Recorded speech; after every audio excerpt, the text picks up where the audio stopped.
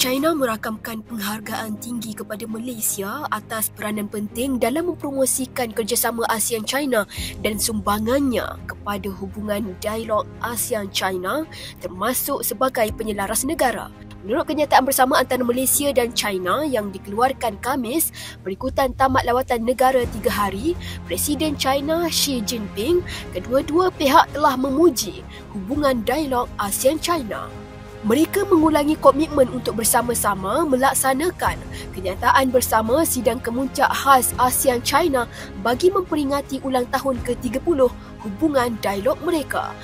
Kenyataan itu turut menyebut China menyokong penuh Malaysia sebagai pengerusi ASEAN pada 2025. Malaysia menyandang jawatan pengerusi ASEAN pada 1 Januari 2025 di bawah tema keterangkuman dan kemampanan yang mencerminkan aspirasi negara untuk membina ASEAN yang bersatu padu dan sejahtera.